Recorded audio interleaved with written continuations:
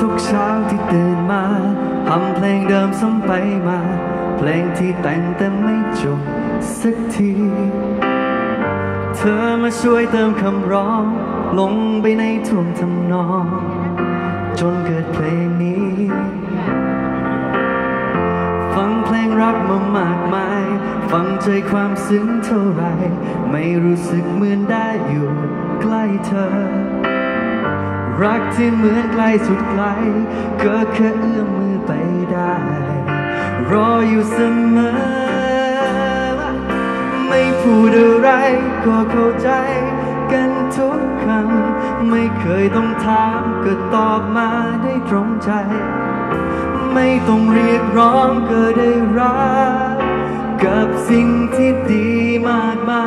ยเข้าใจไม่ได้รักเธอฟ้าของฉันที่มืดมน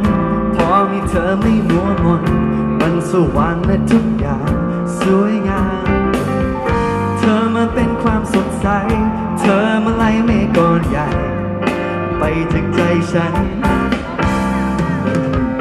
รักที่ฉันเฝ้าตามหาพอมีเธอถึงรู้ว่าความเป็นจริงมันยิ่งกว่าฝันดีเพิ่งได้รู้ว่าข้างในใจคนเราเมื่อรักใครรู้สึกอย่างนี้ไม่พูดอะไรก็เข้าใจกันทุกคำไม่เคยต้องถามก็ตอบมาได้ตรงใจไม่ต้องเรียกร้องก็ได้รักกับสิ่งที่ดีมากมาย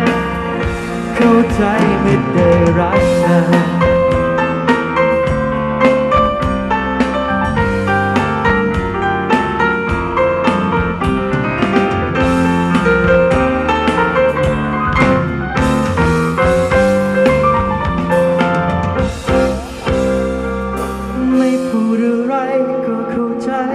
กันทุกคำไม่เคยต้องถามได้ตรงใจไม่ต้องเรียกร้องไม่ต้องเรียกร้องก็ได้รักกับ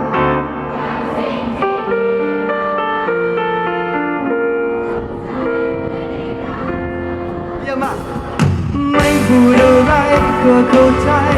กันทุกคำไม่เคยต้องถามก็ตอบมาได้ตรงใจไม่ต้องเรียกร้องก็ได้รัก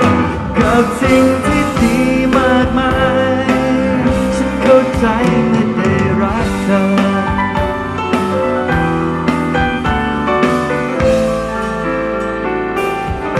เข้าใจไม่ได้รักเธอ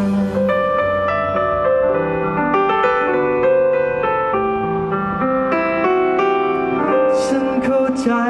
ไม่ได้รักเธอขอบคุณครับเพลงต่อไปนะครับมาจาก